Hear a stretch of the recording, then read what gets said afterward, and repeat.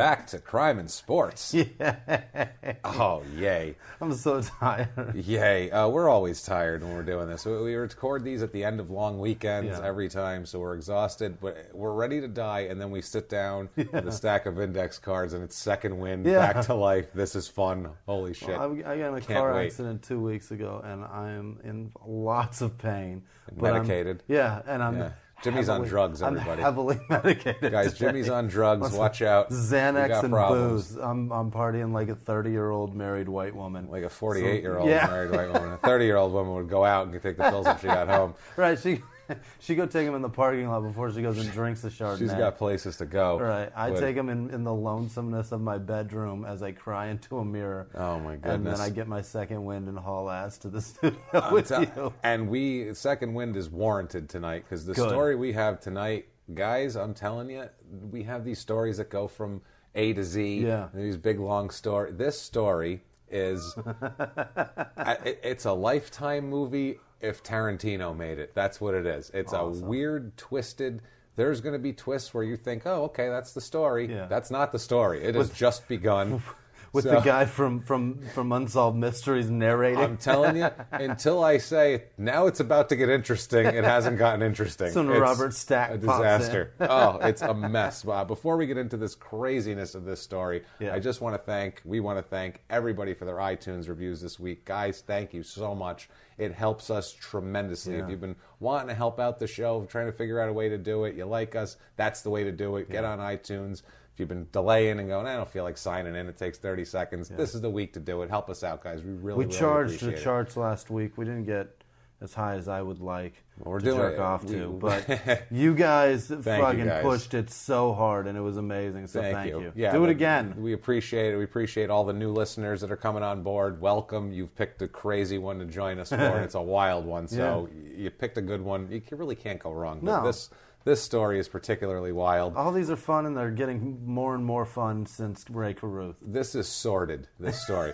This story I've wanted to do for about 6 months, and I could never get a handle on it. Like, I always would look at it and be like, Jesus, I don't even know where do I fucking start? And then I just pick somebody else. I'm like, I don't know, I'll just do Jack Roland Murphy this week. He killed a guy. He killed a couple chicks, whatever. Yeah. That's what I end up doing. So killed a couple of chicks and had the greatest jewel heist of all time, of all sports crimes. Yeah, that was a awesome. fun one. That was a fun one. And then hockey, we've only done one hockey player. Oh. Is that right? Yeah, if you're not into sports, guys, and you're listening, it doesn't matter what we're doing, who it is, because it's the story that counts. We kind of care. We care. I like sports, but we tell the sports just to build up his mountaintop for his downfall is all we're doing. So, but this is our second hockey player we've ever done this week, guys. Also, before we get into this quick, want to thank Audio Boom, who hosts us. And they're the best. They're so awesome. They've been so supportive of us. They just put us in an ad in Podster magazine. Thank you to them also, featuring some really great true crime podcasts. Like the best ones. Undisclosed, ones like that. Some of the real heavy hitters, and they stuck us in there with them, which we can't do. All these amazing... We're so appreciative of that. There's like 5 amazing podcasts, and then little old us. And little old us. So thank you. Not taking anything away from us. We're fucking amazing, James. Yeah, that's right. Goddamn. We have less money. We have no network. we have nothing. We've made it. We've built this with you guys, the crime and sports movement. So thank you guys. And without further ado, here we go. What do you say we get into this mess here? I can't wait. Now, we're getting into a fella named Mike Danton. Yes. You might have heard of this guy from his crazy story, but in the beginning of his story, his name isn't even Mike Danton. So let's go back to the beginning. This is how twisted this is. The guy's name isn't even his name. This is our first one that changed his name. He changed his name. There's a couple of firsts in this one we're going to hit. A few firsts. Michael Stephen Jefferson, he's born. Okay. Jefferson is his family name. His parents are Steve and Sue. I assume his middle name is after his father, which he's also going to change that, and we'll find out why here very soon. Better than being named after your mom, I guess. He keeps Michael. Well, he'd have been a boy named Sue at that point, so it's better than... Well, we'll hear about his father. He's born October 21st, 1980. He's a Canadian fella. Brampton, Ontario, Canada. All right. And he's very Canadian, too. It's funny. All of these interviews that I've listened to, there's a lot with him, there's a lot with his agent and his father. There's a whole lot of... there's a whole lot of and a whole lot of A's, but I mean the is a big. They say after every sentence. They're like, so I went to the store, and they don't have the syrup down there, like I like it. And I'm just like, holy weird. shit, it's great. But they're still nice. Even the murderers are friendly. It's an odd. I love you, Canada. We love you so much. His father. Your fucking language is bizarre, though. It's bizarre. It is. I can't. Your syntax and your. It's an odd. The language, pronunciation of an O. It's just fucking. You're speaking English. Sort of. Just say it. But and then they're saying if you told that to them, they go, yeah, that's what they say. They're just fine with it. You've got a point. We love Canadians. Canadians are like the Canadians and the English and the Australians are my favorite people, pretty much. I goddamn like the Irish too. The Irish bastards, their I love accents them too. by far the greatest one on the planet. All of them. Yeah. So he starts out, Michael Stephen Jefferson, here, old Mikey Jefferson. His family is a mess. Now, there's conflicting reports, but the conflicting reports are only from his parents. But from him and from everyone around him, his home life was a disaster. Yes. His father was a violent alcoholic that would do horrible things to him and everyone in the family, including his mother, Sue, his little brother, Tom, who we'll talk about later. It's a good start. It's a mess. We have an in their own words right away on his father. Let's set the tone of old Mike Jefferson's family life. And I got to remember to keep calling him Mike Jefferson for a while. For now. Okay, in their own words, Steve is his father, by the way. He's going to reference him. In their own words, quote, Steve would drink, and there'd be nothing that's off limits. From kicking the dog because it's in the doorway, to, punching Sue in the face, to me trying to stop that, to me getting hit. Abuse on all levels. Holy shit. So, abuse on all levels. The man's a monster, just kicking the dog. Kicking the dog, punching the wife, knocking the kid around. I mean, literally walks in, kick, punching the lady, knocking his kid over. It's like, oh my God. You can see it unfold. He comes home drunk, and the dog's in the doorway. He kicks it out of the way. The wife goes, don't kick the dog. He goes, plow. The son comes over, don't hit mom. Don't hit mom. Kid to the ground. It's a fucking mess, just right? It's a chain reaction of people fucking with him. It's terrible. It's like Tommy Morrison's house all over again. It's damn disgusting. What a shocker, an abusive upbringing and a criminal athlete. A shocker. We've had this so often. Now, there's an interview where he's discussing this, and in the interview, the interviewer asked him if that included sexual abuse, also with his father. He said abuse on all levels. And Danton replied, abuse on all levels. Oh, so Jesus. He is saying that he was sexually abused by his father also. Wow. Sexually, physically, mentally, verbally. Can you imagine? Horrible human being. A man you're supposed to trust and look up to. I mean, lots of people are molested by somebody close to the family. Yeah, or a babysitter or somebody. A step-parent, an uncle, your fucking dad. Your dad. Doing gay sex. That's crazy. It's any kind of shit. It doesn't matter the gender either way. It's your kid. Obviously. It's horrible. But your dad... That's worse. On the boy. It's bad. That's bad bizarre stuff. shit. It's fucking creepy, man. It's more common, I bet, for the dad to go after the daughter.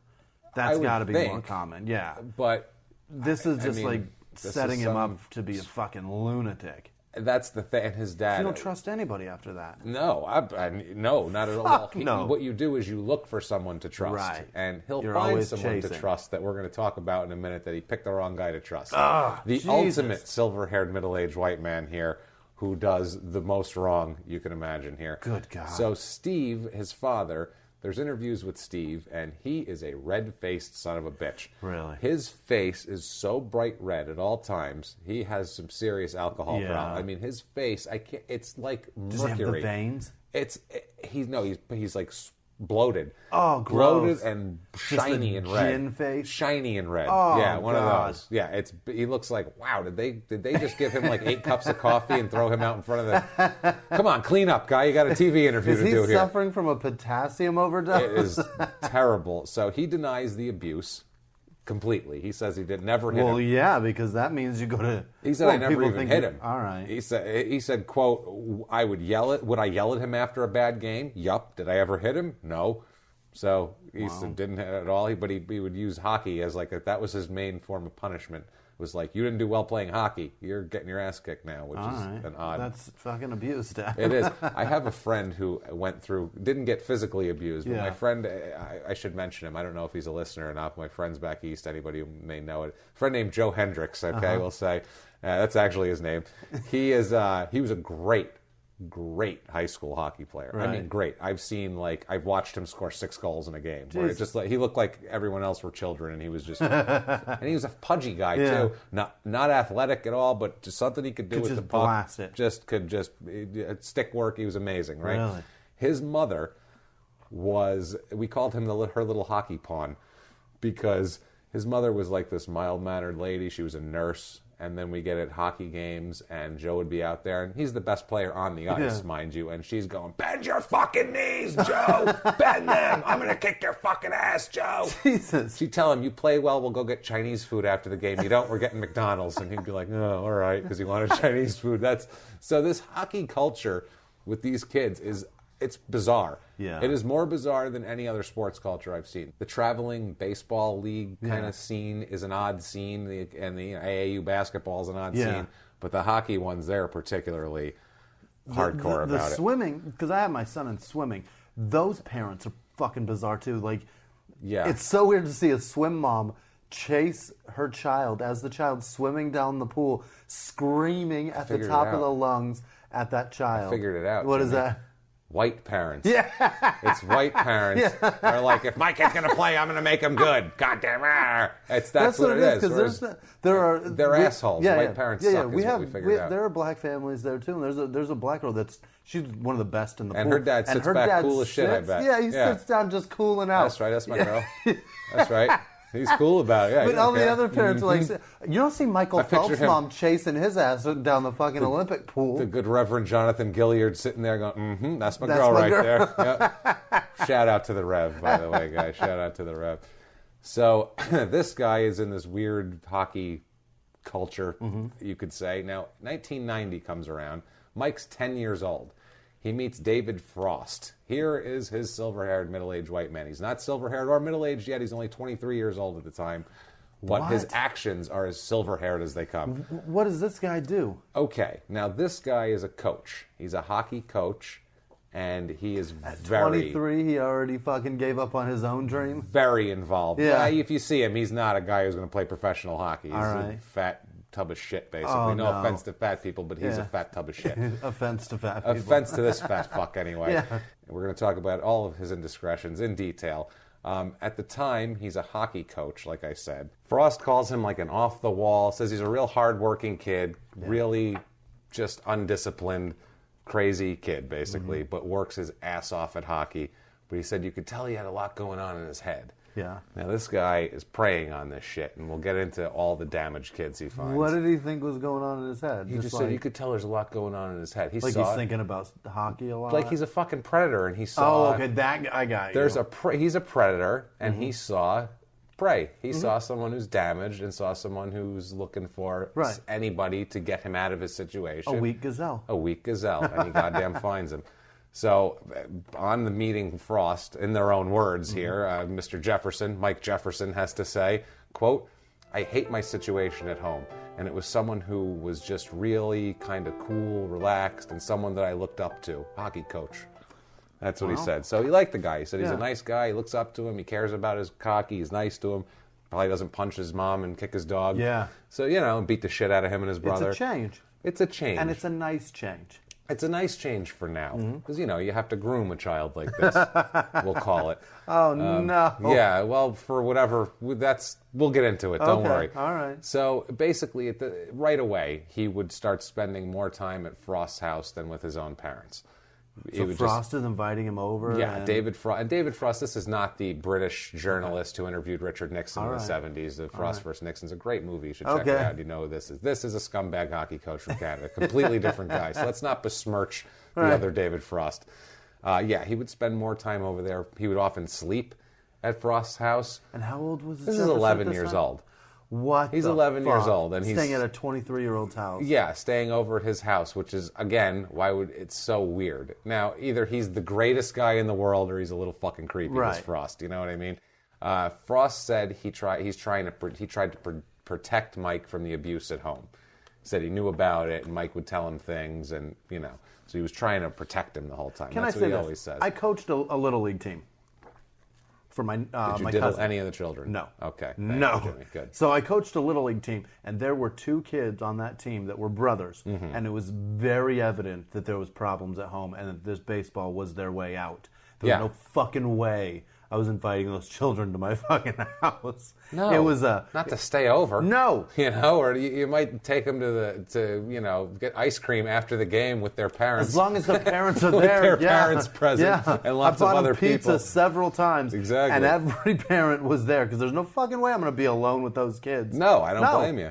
Well, now Frost has no problem with it. Now Frost says he confronted the father. There's a quote here from Frost about it. That's ballsy. Yeah, Steve's the father once again. He says, quote, Frost says, quote, I confronted Steve, and I expected denial, and he didn't deny it. He said, no, you got to do what you got to do. If he doesn't play well, I put my foot in his ass and make him play. As Mike got older, he divulged more, and then he said, David, you got to get me out of there. So basically he's saying that he was like, he started telling him about the sexual abuse. Then he was like, dude, get me the fuck out of my house, basically. And he's like, if you don't play right, I'll put my foot in your ass. Yeah, that's his father, what his father would say. That was his father. His father didn't deny the abuse. His father said, you got to do what you got to do. If you didn't play well, you got to put a foot in his ass and make him play.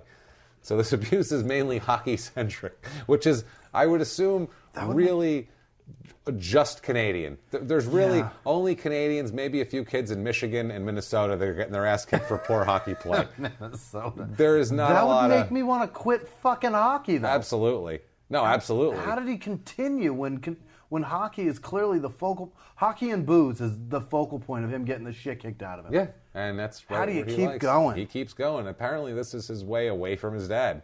If he keeps playing hockey, he can hang out with Frost and go to other teams and play on junior league teams and not spend any time with his dad and not spend any time at home. I think that's a big part of it. He plays on Frost coach teams, Mike does. Frost is coaching these teams until the age of 16, when we'll tell you why why he doesn't coach anymore. Hilarious. There's some specific reasons here. These teams were very successful, but they were known as the thug team, basically. He brought in this is like country club hockey type of thing, and he brought in these kids, and Danton was a real aggressive, physical. He's a little guy. He's only 5'9". He's taking out all the aggression. He's not beating up his dad. He's beating up these fighter, kids. and all these kids were fighters. So he'd bring in these guys that were not only decent players, fucking goons. They'd be pounding the shit out of these kids, and so literally the league didn't want him in the league anymore, like any of this guy's teams. That's the bad news bears of fucking hockey. But they were successful. Though. Yeah, he wasn't. But they were good. They were good. They were really good. I think they were intimidating the shit out of these other kids. Danton said that Frost was a motherfucker and a hard ass, but he got results. Basically, that's what you gotta want. Gotta do what you gotta do. Absolutely, man. So 93, 94. This is when the thug hockey player thing starts to come out here. The OHA, which is the junior league that he's playing in up there in Canada. It's the Brampton junior team from his hometown. The league threatens to suspend the team. The Brampton team, not all the players, the whole organization, for undisciplined play, they call it, which means too much fighting. High sticking. Exactly. Now, the league agreed to not suspend the team from competition if Frost stopped coaching them. Wow. Because they said it's coming from him. Wow. So this is the first time he's not allowed to coach a team anymore. Not going to be his last. That's the first time, too, that we have like a spotlight put on his behavior as the focal point on the problem. Yeah. Well, these kids are like 13. Yeah. This was 1994. Yeah, they aren't making their decision 13, to 14. punch somebody. Yeah, no, the coach is telling them how to go play. They try to trip line. You with the stick, you turn around and deck them. You take them out. You intimidate. So it's ridiculous, this whole thing. Now at this point too, in the early 90s, mid 90s, there starts to be rumors circulating about Frost being a little weird, that he's engaged in sexual conduct with teenage girls. No. There's all sorts of rumors here swirling around Frost, and they stay rumors for a long time. No charges were ever brought at this point, but the rumors swirl, and keep those rumors in mind, guys, for about a decade from now. So uncomfortable. It's crazy. Now, during the 1995 season, Frost is suspended indefinitely by the Metropolitan Toronto Hockey League. They call it that he was, quote, being party to the falsification of documents. And these are with 15-year-old kids, by the way. Apparently he was coaching a team called the Toronto Red Wings. They're a little junior league team in another league that he was allowed to coach in. And basically the GM of this team, Terry Weir's signature was forged on player release forms. So, and they said that Frost was complicit in all this. I don't know if the players were. Somebody was forging him, and he knew it was forged and wasn't doing anything about it to keep young kids, to keep the guys he wanted, keep the kids playing, right? To keep the kids playing and keep the guys he wanted, and blah blah blah. So he's shit canned from this league now. Also, now 1996, it's perfect timing because 95, he's gone. Now 96, he's always going wherever Danton's going too. All right, Danton and him are tight. So 96, Mike moves up to the Ontario Hockey League, which is a good junior league, apparently. Right. It's a high-level deal here. Now, it's good to be seen by the NHL, that sort of thing. If only Ion Crotoru would have done better in this league, we would have not had an episode possibly a few times ago. I'm still afraid to go to Canada, by the way, because I feel he will kill me that night. There's a terrifying place. He's terrifying. Because he's there. Because he's there. And he's out. He's out, and he's probably mad at us. Yeah. So 1996-ish around here, Mike at this point has pretty much just stopped talking to his parents. He has minimal parental contact. And he's 16 years old. He's 16. Wow. Frost is his personal coach, advisor, mentor, also agent in waiting, fucking predator, I assume, also. Roommate? Oh, that's coming up too. Lots of things here. Now, here's the other thing. Where the fuck is he staying at 16 years old? Who the hell? He's staying with Frost most of the time. Jesus. What kids want, and this is like with the team here, what kids want some 30-year-old dude hanging around all the time? I mean, that's once no fun. Yeah, they get him beer, and then that's what. But there's apparently a real mind control cult thing going on here that we're going to talk about also. Teammates at this point describe Mike as quiet and antisocial, basically. Just like a kid who's abused and angry and an angry somebody kid, that's basically. repressing some fucked up emotions. Absolutely. Now, on the whole mentorship from Frost here, we have an in their own words from Mikey Jefferson. He says, in their own words, quote, "Am I going to sit here and say I never relied on Dave to make my decisions? Hell no. That would be a fallacy. And not only did I do that, but I overdid it. 100% for sure."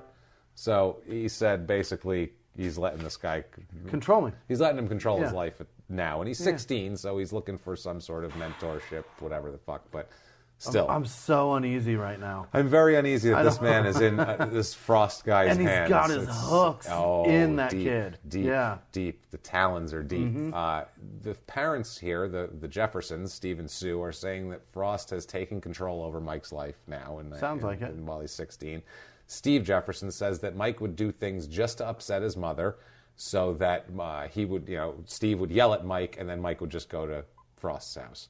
Which, I mean, he was probably not yelling at Mike. He was probably punching him in the face. Right. That's a kid also manipulating his parents to get what he wants. Oh, absolutely. Because all he wants to do is play hockey. He wants to get out of there and go play hockey. He doesn't want to be around a drunk. I've watched alcoholism, and it is disgusting. So you lose all respect for the person being controlled by the booze. So I can kind of see where he's coming from. Yeah. In the terms of... Well, he's being abused left, right, and center. Watching his dad's face fucking swell rear every day. Yeah. Left, right, center, and rear he's getting abused, this poor kid, man. Whatever he has to do to get out of that place, I got his back, Now, Steve here... Do your fingers swell when you get drunk, too, like that? Oh, no. Because every day it just gets worse and worse. Red-faced asshole. Yeah, as he makes your asshole red, too. Jesus. So Steve here, our red-faced douchebag, said that he didn't confront David about taking over his son's life because he didn't want to interrupt Mike's hockey progress. They've taken his son, turned him against him, and he's like, didn't want to. That's how crazy they are for hockey. He said he was being, quote, a hockey nut. Wow. Only in Canada, guys. Yeah. Only in Canada would hockey matter that much. I just pictured the mom and dad from Ace Ventura: Pet Detective going, "What a football nut, huh?" Like with the room with fucking die on the wall. He said it laughing too. He's like, just being a hockey nut, like let a guy take my kid.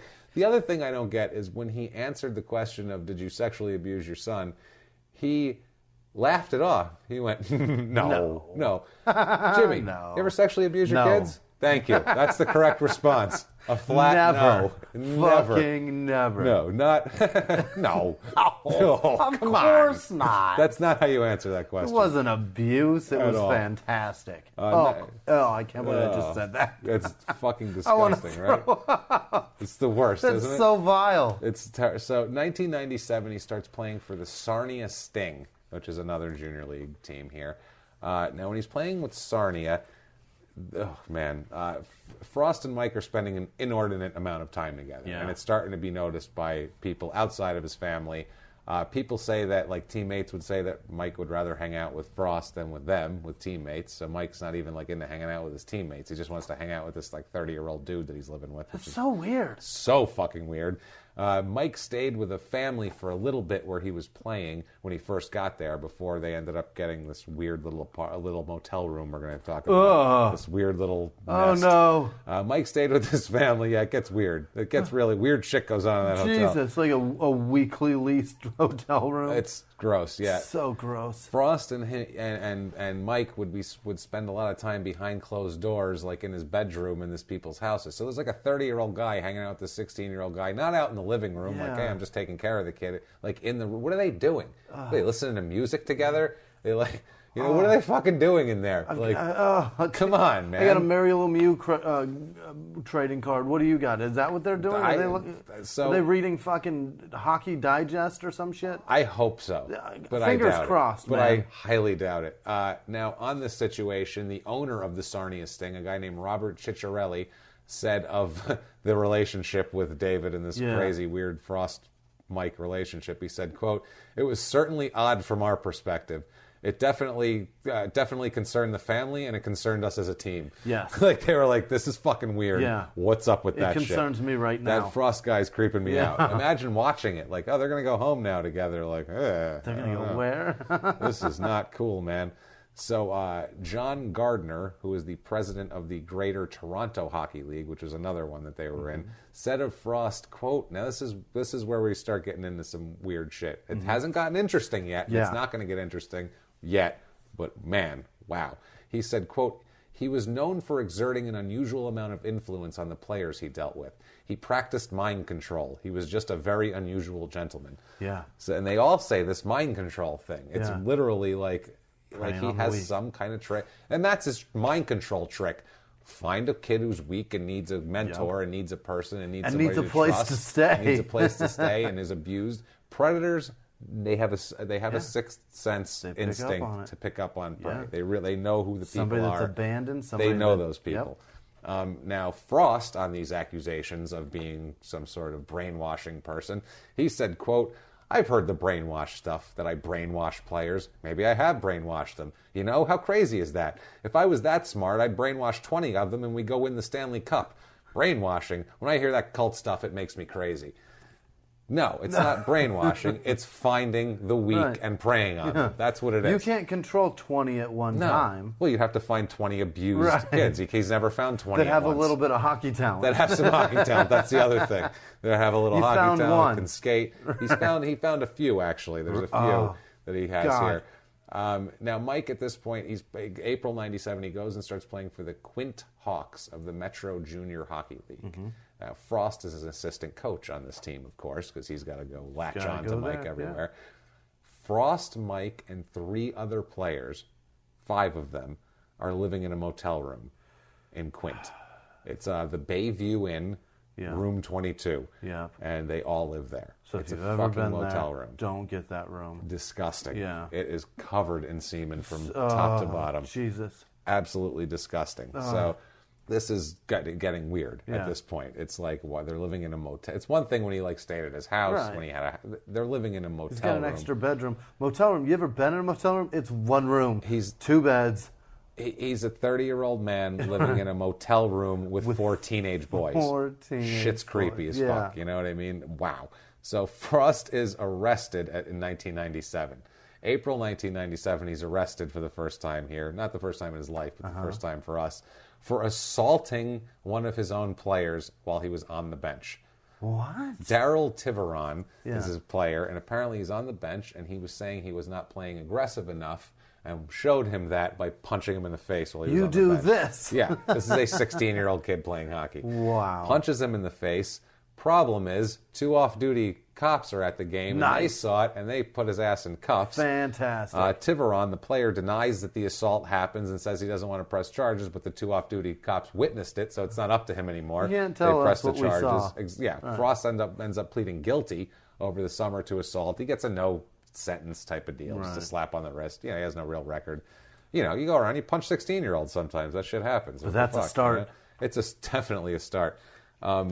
It's insane. Now, also allegations start to surface at this point, particular allegations about Frost. Remember, we said he had some rumors of indiscretions with teenage girls. Well, there's more rumors here, and we'll substantiate them a little later, but there's some loose rumors about... Does the sex change? It's alleged. They're alleging that basically the players, he would get these players... First of all, the first rumor is that he's fucking all these guys. Right. Let's just put that on the table right now. There's a rumor that he fucks all these kids, and that there's weird shit going on, weird pedophilia going on here. Because it's not a gay relationship; it's a pedophile. Right. It's a pedophile prey relationship. Right. That's all it is here. These are children that he's known since they were 10. And he's the leader and the ender. Yeah, so we don't know if that's true or not at this moment, but it seems pretty fucking gross to me. Now, they are alleging that he is making the players make their girlfriends have sex with him. He's making them share their girlfriends with him, and all sorts of weird control shit that we'll get into a little later. But that's one way to. Oh, good God! That's one way to control somebody. Just fuck what they're fucking. That's what it was. He was controlling every aspect of their life, every aspect, including when they fuck their girlfriends. Oh, that's creepy. This dude is creepy. What a horrible person. It really is. Now, Steve, the father again, our drunken asshole abuser, says that he thought David was Mike's ticket to the NFL or NHL. He thought that was Danton. That was Mike's. That's okay. Right. Let him go because that's the Charlie Bucket's golden ticket, and that's what he wanted. I mean, and like I said, and it seems like hockey in Canada, they're like the warrior tribes, where you just give your children to the tribe to go fight off a neighboring village. That's what they do in Canada. Throw the girl baby off a cliff. Yeah, we lost him to hockey. That was it. Hey, he's gone now. It's fucking weird. Whether it's fighting off a neighboring tribe or killing a power play, whatever the fuck it is, they're going to send their kid off to battle to do it. We send him for the hat trick. We sacrifice our boy. So this whole thing, he gets shit canned. Frost gets shit canned from the whole Quint operation there. He is not allowed to coach anymore because he assaulted a player. Oh, for the assault of a player, he's not allowed to coach there. So that's another league he's been kicked out of. You hit a fucking minor. Yeah, not okay. He moves on to Mike moves on to the St. Michael's Majors, which is another OHL team. That's the league OHL. From there, he's traded to the Barrie Colts in 1999, and he's playing there. That's where he is playing in Colts? The Colts, the Barrie Colts. Colts. Yeah, of the not the cult. He's in a cult, but he's not playing for that. He's playing for Frost's cult. That's what he's playing when he got a jersey, the Frost cult jersey. Yeah. So he's playing for them at age 19. That's a T-shirt we can sell. That is, we could sell them. Age 19, year 2000, before his birthday, before he turns 20. He is still playing for Barrie when he is drafted by the New Jersey Devils of the NHL. Holy shit! So he's a good player, man. He's good. On now. He's drafted in the 5th round, 135th overall. Wow. Yeah, so I mean, it's not a high draft pick. No. He's not a sought after, He's but fucking he made drafted. it. He just got drafted by a real pro team. Frost said that he was like a proud father, and that he couldn't believe that he made it. He was so proud of him, so proud that he needed to become his agent. Oh God! So proud, I got to take a cut. I got to stick around because I have been, hanging out here waiting for this payday for 10 years now. So now it's time to get it. Time to pay up, bitch. Time to pay up, bitch. It's just, on a hockey note, after him in the draft, because we always like to see who they could have drafted if they didn't draft him. Only one All-Star was chosen that year in the draft, and that's Henrik Lundqvist. Who did he play for? He was drafted by the Rangers. I was going to say Oilers. I don't remember where he ended up going. I think the Rangers got, who the fuck knows? I don't remember, honestly, 15 years ago, and I'm not a giant hockey fan. He may have played for the Oilers. I'm not sure. Now, to become an agent, there's certification from all the leagues, where it's basically like you have to show up and say, I want to be an agent. Yeah. And, I'm not currently in prison, and they let you be an agent pretty much. You don't have to have a... It's the same in every sport, too. You don't have to have any degree. Fucking Master P did it. He was a rapper, and he is notorious for... that did it, but he is notorious for having the worst contracts in NFL. See Ricky Williams. Yeah, see Ricky That's Williams. right there. End of story. Just fucking... It cost him $20 million. Thanks, asshole. Incentive-laden contract. He made him say, That's what he did. He made him say, ow, fuck. That hurts. So the NHL also, the Players Association has no certification process for agents. So basically, once the league lets them in, they just go run wild. Wow, they can just go get anybody they want. Get anybody they want. This Players Association doesn't have to okay them. It's really Wild West type shit. I got to get into that. And that's the problem with these junior hockey leagues. And that's what we want to talk about this. These junior hockey leagues are full of these scumbag agent type guys. And AAU basketball has it and all these other sports have it. Yeah. But hockey has it because they're so young. They get in so young. Yeah. They latch on to these kids when they're 13.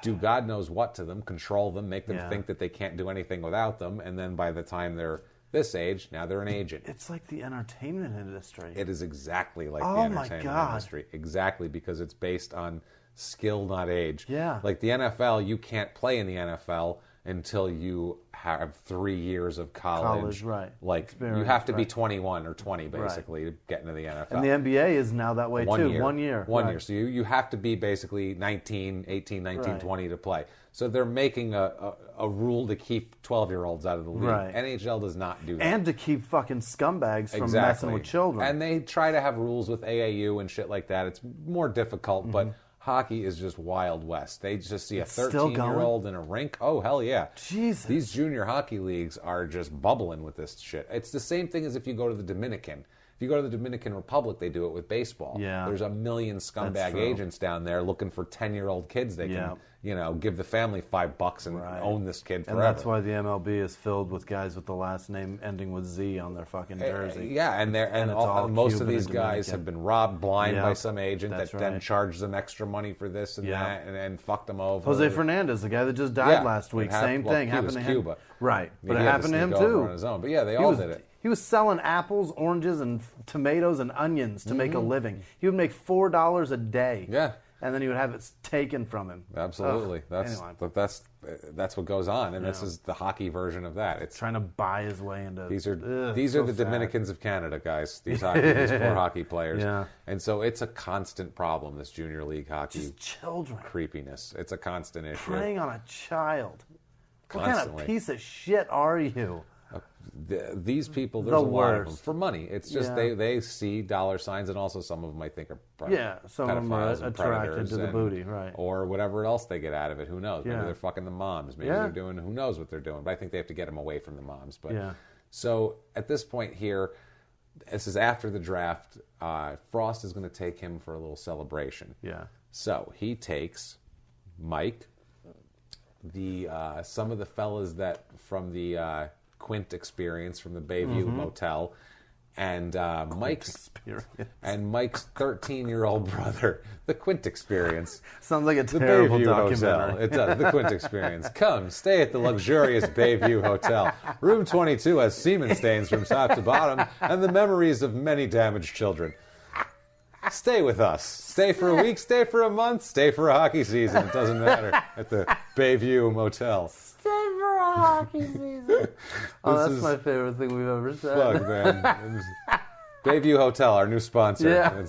They're not going to want to sponsor us. So anyway. I want a timeshare from that place. That's what I want. I want to go to Quinton during hockey season. Just own it for 3 weeks a year. It's like a suburb out in the middle. It's a small town. Like, he's just locked in a room. Yuck. Imagine how sweaty it was in there. It smelled like balls like crazy in that place. Constantly. Because hockey equipment stinks, too. It's so sweaty. You come home after hockey, you take that shit off, you stink. Like a football jersey is not... Hockey is nasty. Got like holes and shit in it that breathes.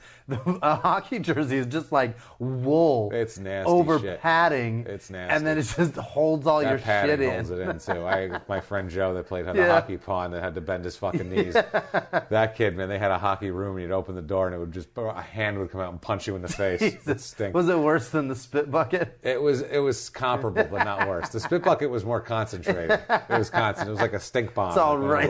The other one was just permeating. It's like a smelling salt. Yeah, it's exactly like a smelling salt. Whereas the hockey room was more like a stink lounge. It was a stink lounge where you could just come in, sauna. Kick back, nice stink sauna, get your sweat on, put your towel around you. So Frost is taking these guys, the Quint fellas, and also Mike's little brother Tom. So we have Mike's little brother Tom, who's 13 years old at this point. We have him in the mix. Christ. Takes them on vacation for a few days in Ontario. Never go on vacation. Never go on vacation with a pedophile to the woods. No. So that's your ass. So this is in rural Ontario. That's your ass, man. That's your ass. You go on a pedophile in the woods. No one can hear you screaming. Not even kidding, yeah. The Bayview Motel, you know, it has to be voluntary. At least you got neighbors. The woods, anything can That's happen. your ass. You can just say you got eaten by a bear. Yeah. What the fuck, who knows?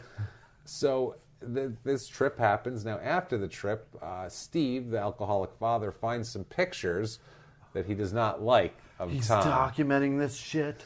So there's a picture of Tom naked, duct taped to a bunk bed, and they have his genitalia duct taped to like the bed frames. Ouch! Yeah, so they had this. Another one where Frost is holding a rifle at him.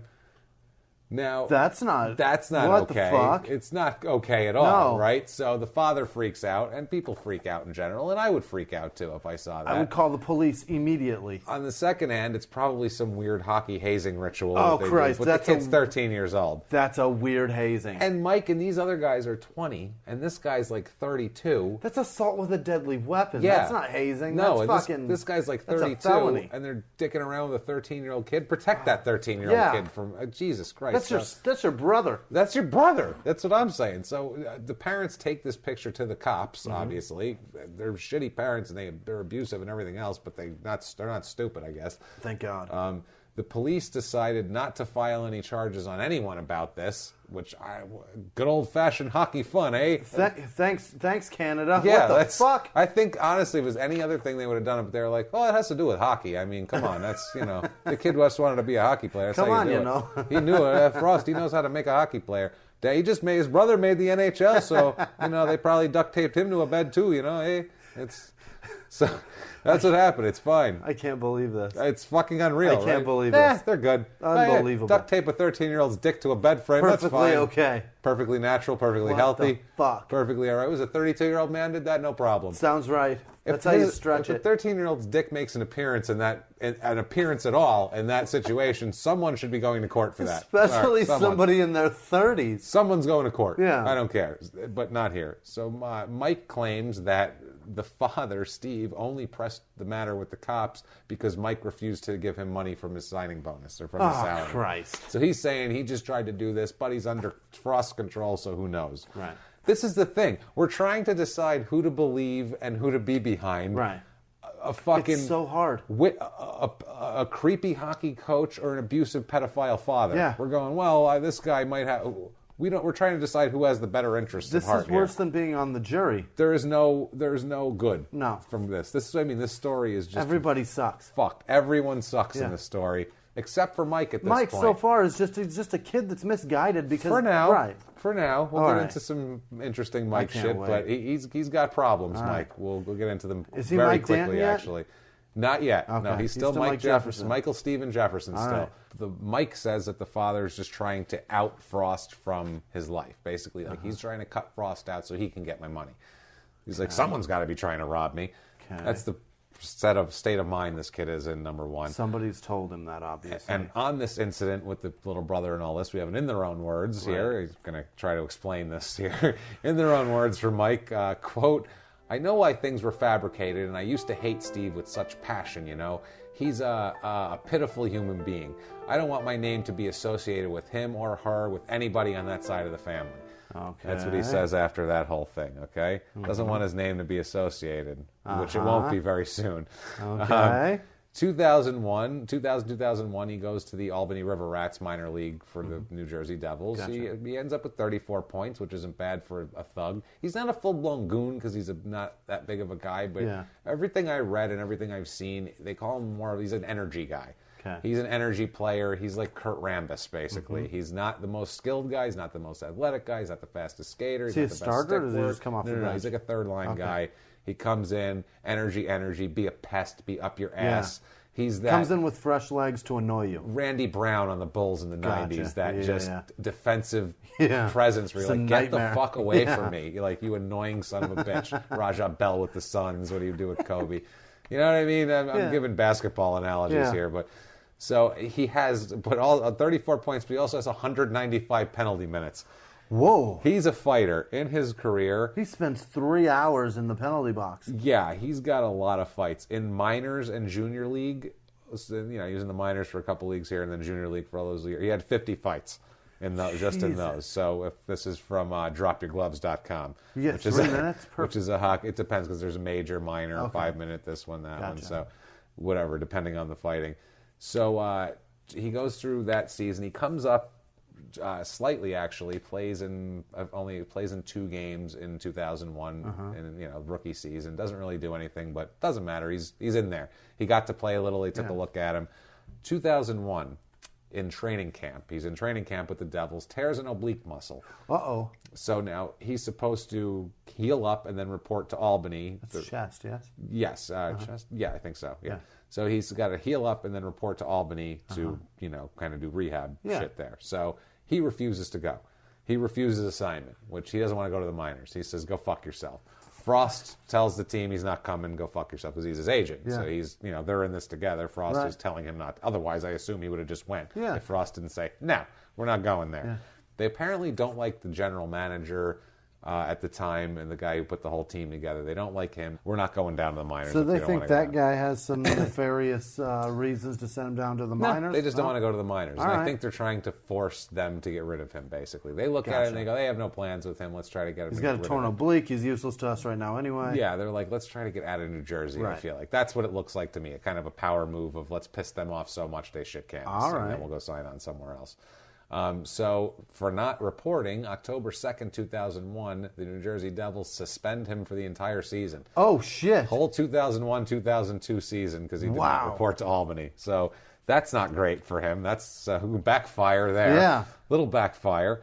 July 25th, 2002, this is after the season he's suspended, right after it ends. Mike severs all ties with parents and family. Done with everybody. Wow. Out of it, changes his name from Michael Stephen Jefferson to Michael Sage Danton. What? Sage? You change your middle name to Sage? That's a cult thing, man. What the That's a cult fuck name. are you doing, It's you like idiot? burning the sage. Is that a popular name in Canada or something? I don't know. What the fuck was he Sage thinking? That's a stripper name, bro. It is. It changed his name to Danton. Now they said, where the hell did you get Danton from? Yeah. It's not like a family name. It's not like his mother's maiden name or something. It's the name of a kid he played at hockey camp with when he was a kid. Just some kid he remembered. He went, I liked that guy. I like that name. And he just took his name. Jesus. So that's fucking weird. This is what I mean. He's just weird. Yeah, he's got no rhyme or reason to his behavior. No, except for the fact that he's fucking loony. And we'll get into that soon. Where he's really... I don't know if it's... I think he has, between the abuse and I think he also has mental problems. He might be bipolar or something like that. And the fact that he's probably been hit in the head a fuckload of times. He's been in all these fights. All of these things mixed add with up to... He's got a guy that isn't part of his family fucking just who knows? molding his mind into whatever he wants it to be. He might have been being molested for the last... since he was 10, or since he was God knows what. For years. We have no idea. Now, his brother in 2002, Tom... Mr. Tied to the fucking... Yeah, Mr. Penis tied to a bunk bed. Mr. Penis to the bunk bed. Mr. Dick on the bunk bed there. In 2002, he catches on with the Toronto Marlboros, which is a minor league, low-level junior league team, which Steve Durbano played for. You remember that? Hilarious. You remember that one? Yeah. In the 60s, Durbano played for him. 2002, we got Tom Jefferson, because he hasn't changed his name. No. Tom Jefferson playing for him. And Tom will continue to play through the minor leagues and hockey and junior leagues. And not quite as good of a player as his brother, but he hangs in there, this kid. Good for him. You know what? Someone gets abused that long, that hard, they're going to have some stick-to-itness. You know what I mean? You duct tape my dick to a bed. I'm going to prove that I belong here. I belong here, damn it. I am not alleged bullshit. Nobody will duct tape this dick to another bed. Never! So, New Jersey... Again, in 2003, when he comes back from suspension, he comes back the next year, 2002-2003 season, makes up with the GM, gets back on the team, and then in January they decide to send him down to the minors, and he refuses again. Jesus. He's just saying, nope, not going to the minors. Sorry. I'm only going up. I don't go down. I'm not going down. So I think their strategy pays off, because on January 21st, 2003, he's traded by the Devils to the St. Louis Blues. All right. For just draft picks. Basically, they traded Danton and their third rounder to St. Louis for their third rounder. So they said, let's switch picks and we'll throw this douchebag in. There you go. Basically. So he was nothing. Best of luck with this knucklehead. Best of luck with this guy. He's got a sore butthole. Be careful. So and his brother's got a bright red dick. It's going to be rough. Yeah, don't take out the duct tape on his brother. He gets a little sketchy. Gets a little PTSD with the duct tape. Trigger with the duct tape. So 2003 season in St. Louis, he becomes a fan favorite. Really? He's a scrapper. Hockey, like every other sport, in football, you have the guy who's a scrapper, undersized guy who gets in there. Everybody loves Steve Atwater. Everybody loves Atwater. Yeah, everybody loves these guys. Everybody loves Tyrann Mathieu. Yeah, even the offensive guys. Yeah. Everybody likes your Wes Welkers and guys like that. The little guys who are scrappy. Well, he's a fighter. He's a 5'9" guy. He's a fighter. He gets in there. 5'9". He's a 5'9". He's a little shit. He's in 13 fights that year with the Blues. Jesus. 13 fights in one season, which is, it's funny that I give the stats for his fighting before anything else. He had 12 points. So I mean, whatever. It's fine. He had almost averaged a point for a fight. Yeah. Seven goals, 5 assists, and Not 15 bad. fights. Not bad. So he had more fights than points. Yeah. But I think that's what they wanted on that team, and the fans fucking loved him for it, man. That was what they wanted. He's a very tough player. He's making $500,000 a year at this point, so pretty good cash for a diddled Canadian kid. It's not too shabby. Diddled Canadian kid that the fans love. Yes, the fans love him. He's in St. Louis, and Frost begins spending most of his time staying at Mike's apartment in St. Louis. Basically, he's living with him in St. Louis now. In St. Louis, they love the Blues. They love the and Blues. They Great love the sports Cardinals. town. Those that they Great fucking will town. come out constantly. The 2003, after the season, or during the season and after, Mike starts to unravel mentally. Yeah. He starts getting paranoid. Starts having thoughts that people are after him. Carlton Dodson syndrome, as I'll call it. If you guys remember Carlton Dodson, I think episode 12, maybe something like that. College basketball player who killed his teammate at Baylor, who shot him. The original Baylor scandal. Yeah. Shot his teammate because he was all fucking weirded out and thought people were after him, and he lost his mind. Just went bonkers. People lose their minds. That's legit mental illness. They need help. He needs medication. Housewives do it all the time, and kids get drowned. It happens. Yeah, kids get drowned. So that very matter of fact. It's true. Sometimes college players get shot. Sometimes kids get drowned. These things happen. All right. So Frost says of this, in his expert analysis of the whole thing, he says, quote, "The anxiety of having success, money, power, there was so much he was suppressing, so much inside that he hadn't yet let out." Oh, God. So he's still just blaming his father. Yeah. He's just blaming his father, not him. Yeah. Now, on Mike Danton here, now we'll call him Danton. Mike Danton has thoughts on it himself, in their own words, on his mental breakdown. Here we go. He says, quote, "I thought somebody was coming after me. That's what I thought. You mix in, pain medications, stimulants, uppers, downers, sleeping pills, stuff like that, with someone that has a ridiculous amount of paranoia and other psychological things going on in their head, and it's a recipe for disaster. And I guess the demons just caught up with me." I don't disagree. All of that sounds 1,000% true. He's on a shitload of drugs. And he's fucking crazy. Sounds like somebody who's been through a lot of therapy. Yes, and he's just blurting out all the things that the therapist told him. It sounds like, because this is later. Yeah, on this. You're medicating, trying to suppress those demons, but the medication actually enhances them, and then eventually they fucking rear their head, and you got problems. And you got huge problems like he does. Yeah. Now, early April 2004. This is when shit starts to get a little weird. Not quite interesting yet, but very weird. Okay. Danton is in St. Louis. He approaches the bouncer of an East St. Louis strip club named Roxy's. Now, also, by law, I think every city has an ordinance where they must have one strip club named Roxy's in it. There's a business of some sort that is nightlife attributed. Roxy's. And it's Roxy's. It's Roxy's. So here it's a strip club. Now, he approaches this guy named Ronnie, who's Ronnie is the bouncer at the strip club.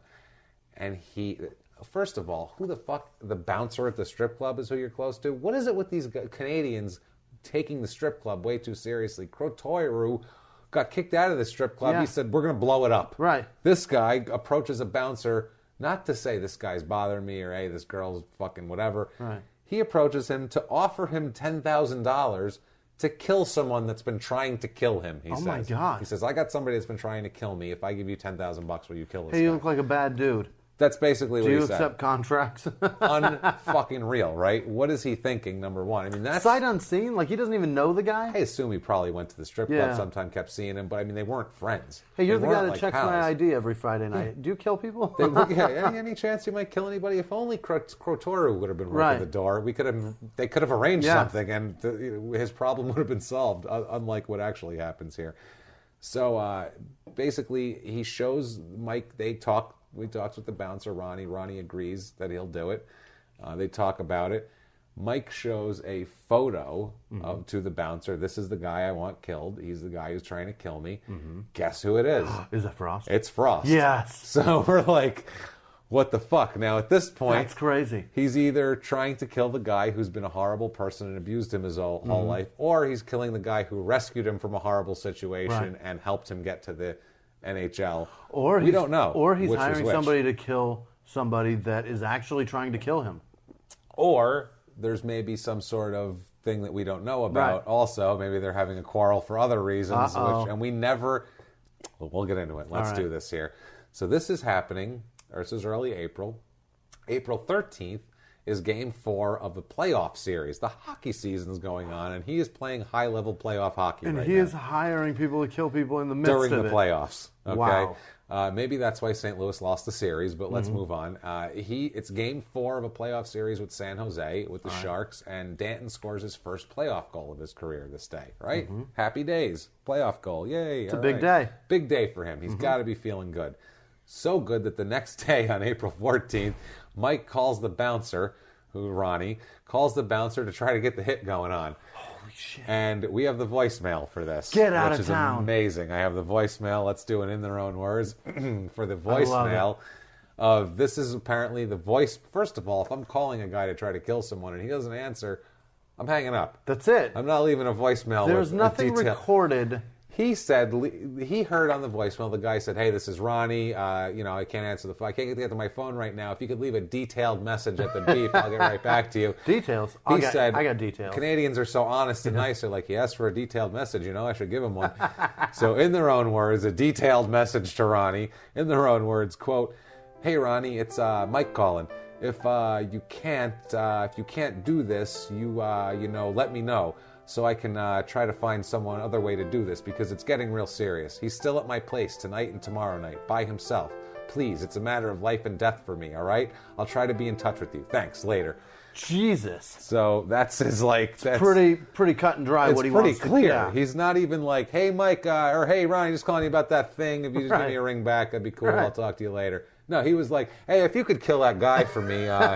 Hey, that guy is available between now and tomorrow. Hey, Ronnie, can I leave you my social security number real quick just so there's no mistake who's on the phone calling you? Because I don't want you to misconstrue what I want you to do with listen, there's a lot of mics. Somebody might be selling you a lawnmower that might be at their house in the next couple of days. That's not what I want. That's not it at all. I'm looking for death. Listen, the guy that I want you to murder is at my house. Can you provide death for me? Yeah. I have a...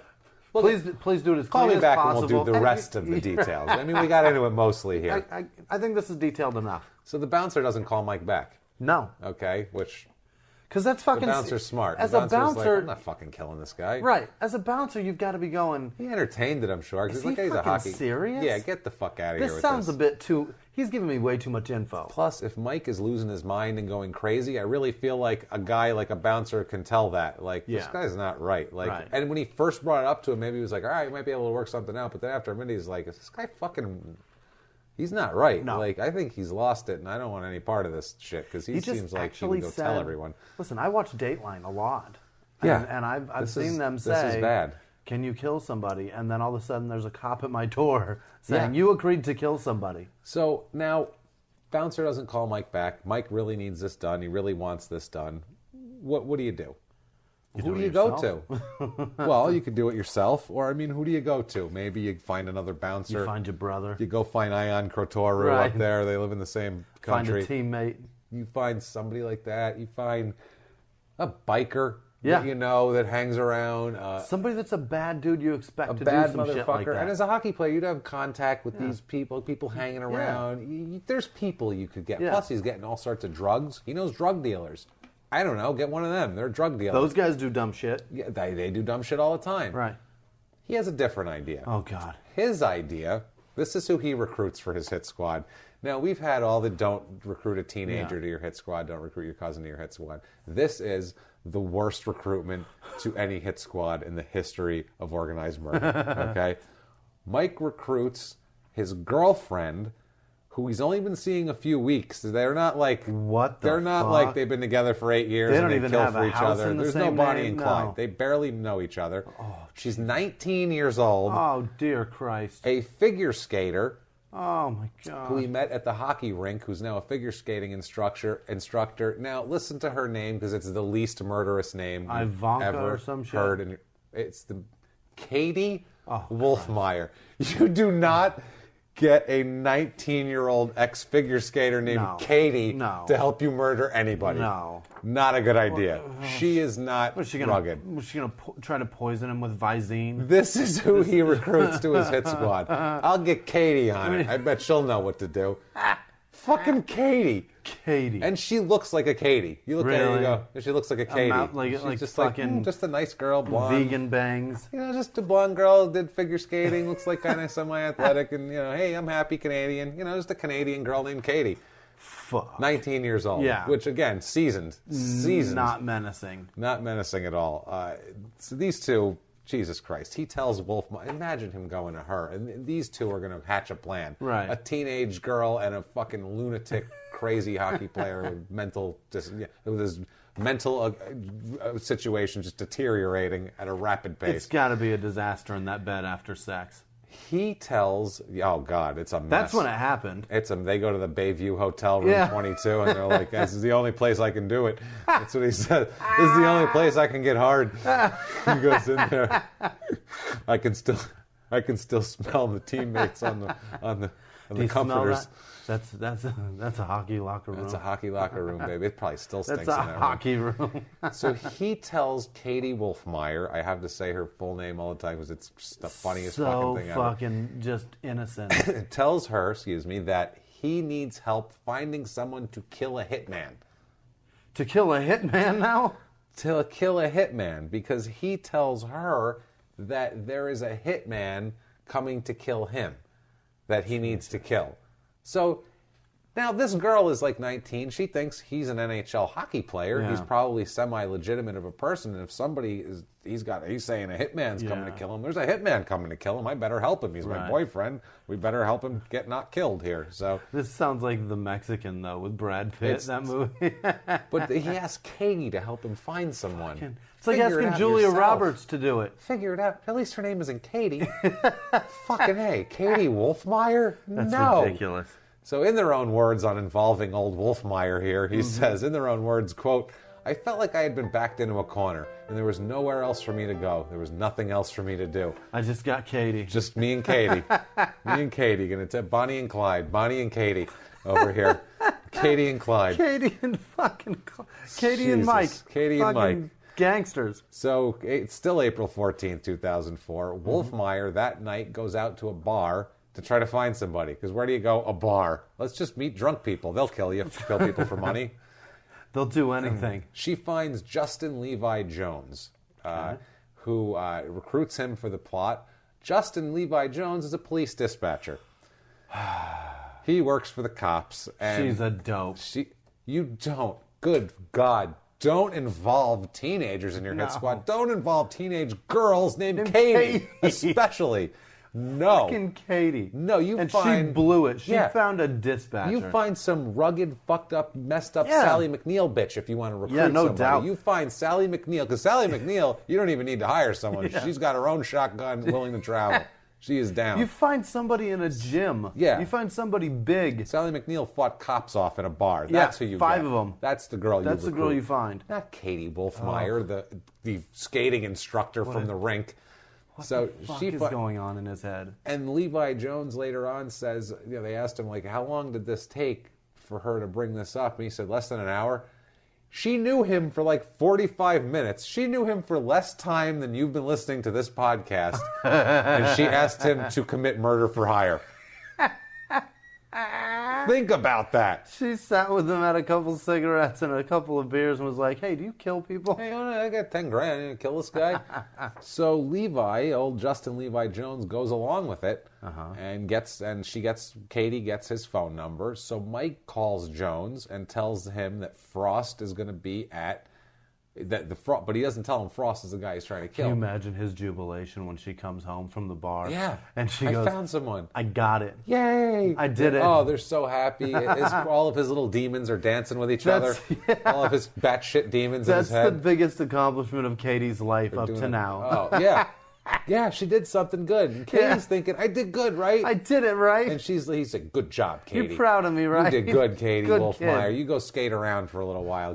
Keep in shape, honey. Way to go, Wolfmeyer. You keep in figure skating. Keep your skills up, okay? You never know when the Olympics Keep are your going to come. thighs going. So this whole thing here, he says it's on for tomorrow night, basically. The guy's going to be there looking for him tomorrow night. And he's telling Levi that it's a hitman. Yeah. Okay, but at first. And then he says it's not a hitman because we have FBI recordings because Levi doesn't just go along with it. Levi goes to the FBI. Yeah. With this plot. Attaboy, Levi. FBI wires him up Yeah. and fucking gets him to get old Katie to reveal more because his main contact, he calls Mike sometimes, but Katie's and him are... Katie Finally, somebody in this story with some fucking sense. Yeah, exactly. Jesus. One guy in the story with sense so far, and he's barely in the story. Everyone else is a complete fucking idiot so far in the story. Everyone. I feel bad for Mike, but I mean, Jesus Christ. Unbelievable. So, Mike, now April 15th, 2004, this is the next day. This is Game 5 of the playoffs. We're still in the playoffs. Anybody who forgot about where we were in the story and the chronology of the whole thing. They're in San Jose. He's still chasing the Stanley Cup. Yeah, he's in San Jose for Game 5 of the playoffs here. So that's how fucking crazy this is. They end up losing Game 5 of the playoffs, by the way. Danton he has a distracted, weird game because, there's a murder plot going on that night. Because this is happening while he's playing. There's supposed to be a murder plot. His hit squad is going into operation as he hits the ice. So he's a bit distracted, as you might imagine. Now, Jones here, Levi Jones and Wolfmeyer, fucking Katie, you dumb shit. They go to Danton's apartment, right? Yeah. And there's a security gate that you have to pass through and clear. Obviously, he lives in a security building, Yeah. He goes into the complex there, pulls up to the gate. Now, while this is going on, stroke of luck, Frost happens to be just walking around, just taking a walk. It's a nice night. He's taking a walk. And Frost hears hears Jones at the guard booth say that he's there to see Danton. Yeah. So Frost, who lives there, comes over and he's like, hey, how you doing, man? Yeah, what's up? Who are you? Like, how you doing? Like, he thought it was one of his friends at first. He was like, hey, what's going on, dude? And so the guy tells him, Jones tells Frost that he's there. He's Mike's buddy. I'm there to see Mike. And he's like, yeah, I'm his buddy. Now, Frost said right away he knew he was full of shit because if he's his buddy, he knows he's in San Jose playing a fucking hockey game. It's Game 5 of the playoffs. Yeah. Everyone in St. Louis knows where Mike Danton is. Yeah. He's in San Jose. So basically, he doesn't believe him, and he says, what are you talking about? I don't know you. Like he says, I'm his dad. I don't know him. I don't know who you are. And so he fucking takes off. Jones takes off with Wolfmeyer. They speed away. So they're like, shit, abort. So Jones is like in on it already? No. Jones is wired this whole time from the FBI. All right. So they hear I'm his dad, whatever. So what's Jones supposed to do at that point? Yeah. Shoot the guy in the fucking head? He's wired up from the FBI. So he's like, oh shit, jig's up, and he takes off. Yeah. Because he figures is this the guy I'm supposed to kill? Is this guy? He didn't know what was going on, and things are so weird. I'm sure he was thinking, is this guy going to kill me? Jones is probably thinking that. Like, who's this guy? Is he setting me up? He said he's got a fucking Katie. What'd you fucking do? He looks over to Katie with a look of Katie, betrayal. who is this? And she's like, I don't the fuck out of me. U-turn. So Jones is like, no, Dan's expecting me. And the guy's like, no, he's fucking not. He's in San Jose. Dude speeds off, blah, blah, blah. FBI swoops in right away. Yeah. Arrests Wolfmeyer, obviously. Yeah. Arrests old Katie. Katie's going to jail, folks, which I find hilarious. Fucking Katie's going to jail. Oh, sounds like a movie. Katie. Sounds like a chick flick or some sappy fucking love story book. No. Katie goes to jail. It's like a B Cinemax movie from the 90s about a women's prison where poor Katie gets wrapped up in her boyfriend's thing and goes to jail, and then it's caged heat from there. From there on, she's just having softcore porn. Oh, baby, music, and there's just the guards go, it's laundry time, take it off, and they got to strip down, and they're like stand there. Broomsticks it's cold and splinters and all that shit. It's fucking horrible. Horrible. Poor Katie's going to prison. So the FBI then goes in and confronts Frost, thinking he's a hitman. Because they told him, we were sent there to kill this hitman, and there's the hitman that we're there to kill. So they go to Frost, they go, hey, we hear you're a fucking hitman. And Frost's like, what are you talking about? I'm a hockey coach. Not. Known this guy since he was 10. Yeah. I don't know what you're talking about. Not even in the slightest. No, and by the way, not only did they lose the game that night, that was the clincher of the series. St. Louis is out of the playoffs. So he leaves, not only did his murder plot fall apart, but his team lost the playoff game. So... not a good night. No. For old Danton. And his girlfriend's gone. And old Katie's going to jail. So, poor Katie. So, Danton begins calling Jones right after the game for update here. He's frantic. He wants to find out what happened. He's leaving messages going, oh, if it didn't work out, we could try again soon. And, he's just further driving the nail into the coffin. Yeah. All of his messages are just incriminating his balls. Everything this guy's ever said recorded is the worst thing he could say. I love it. While being recorded. He's an idiot. Best thing ever. Never, even when he's in jail, there's these phone calls where you're like, they tell you this is recorded. Right. You fucking moron. This is a collect call from so-and-so to so-and-so. Mm-hmm. It's being recorded. So cool. Can I tell you about a murder plot? Let me tell you about some shit that I don't want the cops to know about. Unreal. So the FBI sits Frost down for questioning right away. Let's get to the bottom of this here. Let's figure out your deal. They tell him they think Danton wants to have him killed. Because they figured it out right away. They're like, he's not a Canadian hitman. He's on the lease of the apartment. Because he gave consent to the FBI to search Danton's house. That's how much he had possession of the apartment, enough to give consent to the FBI and how little he has to lose. Exactly. He's like, I don't know. Yeah, come in. They did find, and this will come back later, they found in Mike Danton's bedroom, his safe was open and there was $3,000 cash sitting there in an open safe, which is odd, and we'll get to why that was in a second. I can already get it. Yeah, you can figure it out, basically. But they tell him, the FBI put two and two together, and we think maybe Danton's trying to have you killed, and fucking Frost is like, what are you talking about? Why would he do that? Yeah, Frost right away from the FBI goes, hold on, and he goes and calls Danton right away. He goes, hey, dude, what the fuck here? They're telling me at the FBI, they're telling me that you're trying to have me killed. What's going on here? You know what I mean? And so Mike on the other end starts to cry, and he tells Frost that he would never try to kill him, and that his head's a mess, and that he's losing his mind, and he can't take the stress anymore, and he's got too much anxiety. And that Katie's really fucking me up. And fucking Katie's going to jail, and I can't take that anymore. I need Katie. Katie is terrible at picking out hitmen. It's awful. So Frost says that Danton didn't even... Frost contends that Mike was not trying to have him killed. To this day. Really? Frost says he never tried. That wasn't me. He did not want to have me killed. He didn't know what he was doing. He said he didn't even know I was going to be in the apartment. And the interviewer was like, yeah, but you would be the only person possibly in the apartment. So this could have been no one else but you. And he's like, yeah, but I still don't think he was trying to kill me. Jesus. He just refuses to admit it, that he wants that the guy tried to kill him. Katie went to a bar and said, I want this man killed. I want this man killed. They showed a picture of you to a guy. He's still like, I don't think he really wanted it.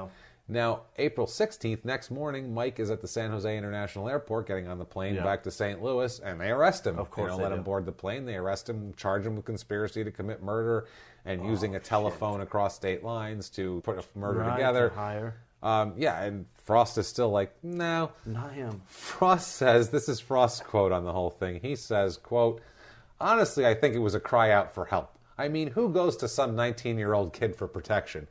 Good point. He's not wrong. Who goes to Katie to pick out a hitman? But she did hire a guy and say murder him. So what he was doing wasn't smart. We never said it was smart. No. And he was definitely not in his right state of mind. But still think he tried to kill you. I think it happened, bud. I think he tried to kill you. Katie's in jail. He won't admit it. Katie's going to jail. Yeah. Katie is in Caged Heat 7 right now. It is bad shit for Katie. Katie has a 300-pound Canadian lumberjack woman roomed up with her that is calling Katie her honey now. So this is not working out very well. Making blush out of chalk. That would happen, except Katie then flips on him also. Really? Oh, yeah, Katie flips on him. Of course she does. She's 19. She's a 19-year-old blonde girl named Katie. She's like, fuck this guy. Yeah. I'll go find somebody else. All they got to say is, We'll give you less time. You have the whole life ahead of you. You're 19. We'll give you no time, Katie. Right. Katie. Katie. You will die in prison, Katie. Listen, Katie. They brought in the 300-pound Canadian lumberjack woman she'd be sharing the cell with. This is Olga. She loves figure skaters. She just really loves it. Named Katie. She had a cat when she was a kid named Katie. Good luck for you. Can't wait to meet you. Can't wait. Oh, it's going to be so much fun. You two are going to get along. She said she can't wait to cuddle you. You're going to be roomies. Yeah. Tell you what, rather than prison, we're going to get you a nice room at the Bayview Hotel. We'll all get in there. You and Olga in room 22. So while Frost is denying that he actually was put up for death here, and you know, all this is going on, we have an agent, Jimenez, for the FBI that has a quote about this that is pretty just sane. He says, quote, "Any reasonable person can look at the evidence and determine for themselves that David Frost was the intended victim. And it really came down to control. It was an effort for Mike Danton to shed himself of the control David Frost had over him and his life. He controlled everything," okay? Perfect. And we're going to hear, and also, too, the teammates on the Blues are shocked by this. They fucking love Mike Danton. They can't believe it. They love them some Mike Danton. This isn't like Durbano where half of them thought he was the greatest guy in the world and half of them were like, he's a fucking loon and I don't like having him around. This guy, they all loved him. Here's just every teammate had a gleaming, glowing quote about him. Bryce Salvador, who's a defenseman back then for the Blues, his pretty much sums up everybody's. He says, quote, "He brings a great presence to the dressing room, so it's just real tough to see him go through this. I really do feel like he's family. It's unfortunate because he's a great guy." They all said the same thing. They're like, "I'm praying for him. I can't believe it. Not Mike. No, he's great." It's crazy he can keep that shit together. On the ice. Yeah. He keeps it together. He's like and not Dave just on Meggett. the ice, in the locker room, on the bench. Dave Meggett-like. Yeah. And even it's funny, Meggett in prison, model prisoner. Yeah. On the field, model everything. Yeah. Gets around a woman, Gets fucking around rape pussy. her. Can't wait to beat her. 6 ways to Sunday. I'm going to paintbrush and rape her. I mean, it's like Slam her fucking hand in the door. He stays sane in hockey because I think it's just he's been doing this since he was a kid. It's just, and it's the structure. He shows up at the rink. Yep. His brain, his body automatically lock into. He I knows do this. what to I do do. pregame skate. I lace this up. I do that. Period I play. 1, period 2, I period go 3. home. I get a hold of Katie. We kill my agent. Sit in the penalty box after blasting a dude in the face. Go home. All right. Find out if Katie got the murder plot together properly. So now, after the arrest, here's where all the reports come out. Here's where there's salacious news reports. The Toronto press went crazy with it. Wiley reported that Danton and Frost were gay lovers. Oh, no. Obviously. Yeah. I mean, how would you not But think it's that? broken into the news. But now it's sucks. in the news that it's like, who knows? And Poor Katie just found out her boyfriend's gay. and there's a lot of things that also lead to this. Some phone calls, some taped conversations. Yeah. Both parties obviously deny these rumors Of course. because he doesn't want to. Because that ruins your reputation.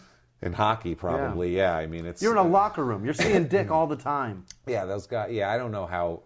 I mean, it wouldn't matter, but I don't know how accepting they would be. Right. So that's my point. Danton says of the relationship that it was, quote, anything but sexual, which is an odd thing to say. That's weird. We're friends. We're real close. If someone said, "Hey, are you and Jimmie gay lovers?" I'd be like, anything but sexual.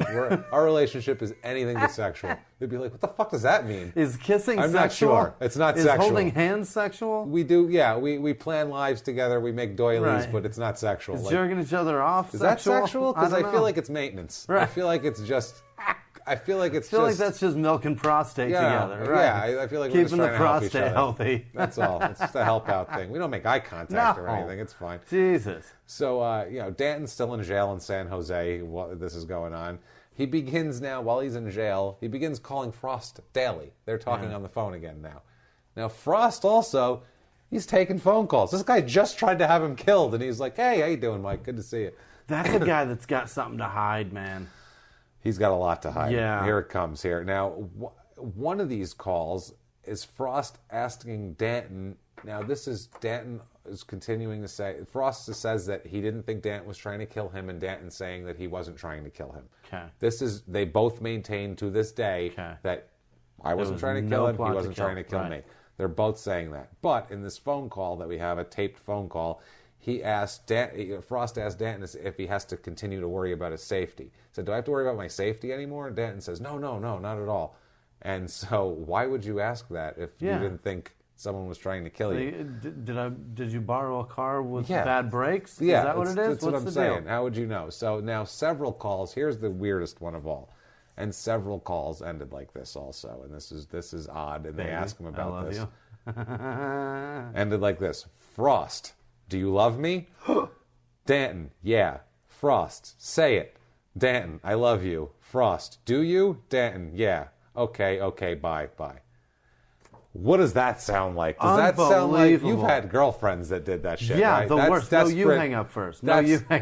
Do you love me? Yeah, say it. Say it. I love you. Or before, do you? Before sex, I want you to say it. Say what? This is like a needy girlfriend on the phone, or a needy boyfriend, whatever. Either way, for that's a girl, a dude it's the that same needs way. the approval. Just tell me. Do you love me? Yeah, say it.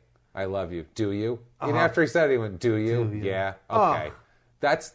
Have we ever had a conversation like that? How many conversations have we had on the phone? My stomach is 1,000? So churning right this now. This has never happened. No. This is going to give me diarrhea. This is not a normal conversation. That's so uncomfortable. If women out there, if you're wondering, do guys talk like that to each other? No. No, we don't at all. Unless there is something We've had highly 3-hour conversations on the phone before, and it ended with, dude, I got to go. Yeah, Me too. yeah, later. I got to take a shit is what yours will end with. All right, bro, good luck. So they asked Danton about the "I love you" calls, obviously later on, and in their own words, quote, "Was it normal? No, but there wasn't a lot of normalcy going on with me at the time." Eesh. Understandable, but you still didn't. It's like, do you love me? Say it. A normal guy would have been like, "The fuck are you talking about, dude?" If that wasn't a normal thing that they did, he would have been like, "What? Why? What are you talking about?" Do you know how much fucked up shit is going on in my life? I don't have time to be telling a dude I love him. Bro, I'm in jail. I'll get stabbed in the neck for that shit. Do you understand? I'm trying to look tough in front of the other guys. You trying to play fucking, I love you footsie with me Do on the I phone? love you? Send me soap on a rope before you ask me that fuck shit. you. I want ramen noodles. Chad Curtis says they're really helpful to have in prison. He has 8 packages. He feels like a rich man. Chad Curtis, episode 3, The Sordid Diddlings of Chad Curtis. Go back and check it out. So Frost claims here that they didn't usually end calls like that, but that he wasn't afraid to say that him and his wife, and he emphasized the word wife so hard that only a closeted homosexual would do. He said, "Me and my wife," in a sentence where wife did not need to be at all. Me and my wife thought of him like a son, and I loved him to death. So, yeah, that's what he said about that. He's like, that's why we said it. Yeah. You wouldn't say that to your son either. That's what creepy, that is, weird boyfriend shit. Is him saying, "I love you. Do not tell the cops why you wanted to kill me. Yeah. Do not do it." Well, the judge here, this is great. Yeah. The judge says of this in the beginning of the whole affair when they're doing pretrial stuff, he says, "I do not believe in over 18 years on the bench I have been faced with a case as bizarre as this one." Which, no shit. No shit, man. Like, fucking, never had a murder plot involving a girl named Katie, number one, and the rest of it's creepy, too. Quote of the century. Quote of the century. So, old Wolfmeyer... I've never had a case cross this bench where it taped inmate phone calls. No idea what's going on. With "I love you." I have no clue what the fuck you guys are doing, what's going on, who's doing what. There is much more involved. So now Wolfmeyer admits her role in the whole thing to the FBI. Old Katie says she offered Jones $10,000 to kill Frost because Danton feared him. Yeah. Said that he thought he was going to kill him. The plan, and this is the dipshit plan and why the money was in the safe. This is a dumb plan, too. The plan was to make it look like 2 burglars broke in and one of them got killed and the other one stole the $3,000 from the safe. Because he'd be like, "There's a dead guy here. There's $3,000 missing. Oh, maybe 2 burglars came. One of them got killed, blah, blah, blah, blah, blah." But the one who got killed fucking lived there. Right. That's not a burglar. No. Everyone in the complex knew him. He's going around going, "Hi," and they're like, "Hi, David, how are you?" Like people around, and he walks his dog. He goes out to check the mail. "Hey, Dave, how's the hockey going?" "Oh, pretty well. That's pretty good. Pretty good. Burglar, they're going to think. Nobody's going to notice. He knew the guy at the security gate, for fuck's sake. They know the guy. His name's on the fucking lease. His name is on the lease. Unreal. So that's why he had the $3,000 out there, and it's this dumb shit plot. They could tell his head's not working right. They got the safe open. Also, Danton told Katie that when it went down, he didn't want to know, but he didn't want them to call him. You know what I mean? But he also said that he wanted it done at his apartment because she was like, "Why don't we just do it somewhere else? Why don't you pretend like you're going to meet the guy somewhere and then we'll kill him there?" And he said, No. I want it at my apartment because, in their own words, quote, The only way I'm going to be able to sleep tonight is knowing that the guy trying to kill me is done himself. So, end quote. That's what he says. Like, I can't sleep until I see this guy dead on my bedroom floor. Yeah. I need him to bleed out. I can't sleep in until my I foyer. clean up his mess all over my living room floor. I need a crime scene unit to really come in here and... I need a CSI team to come in and scrub it, shampoo carpets. Now, the FBI says that they have proof here that Danton called Jones to set up the hit. They have all the calls. They have records. This guy's phone was being recorded. He was wired up. They say that Danton said that he and Frost had a fight and that Frost threatened to go to the St. Louis GM, the general manager of the Blues, and out him for, quote, promiscuity and alcoholism. Now, this is how I know this is bullshit, and I know there's some gay shit going on that he doesn't want anyone to know about. Who cares, number one? Well, in 2003, it was a little different than it is now. But still, for fuck's sake, what's he going to go, hey, there's some guys on your team that are going out fucking a lot of girls and drinking too much. They'd be like, yeah. I know. That's hockey players. Yeah. How many players are on my team? That's how many do it. Do I have guys that can ice skate too? Is that how crazy it is? Like, yeah, they can ice skate and they're promiscuous and they. You going to tell me something crazy too? Like they all wear St. Louis Blues jerseys? Yeah, do they do that too? Are most of them white? Hey, no. Are they from Canada? Are Get they out going to of tell me town. these guys are Canadian too? What the fuck? I know nothing about my players.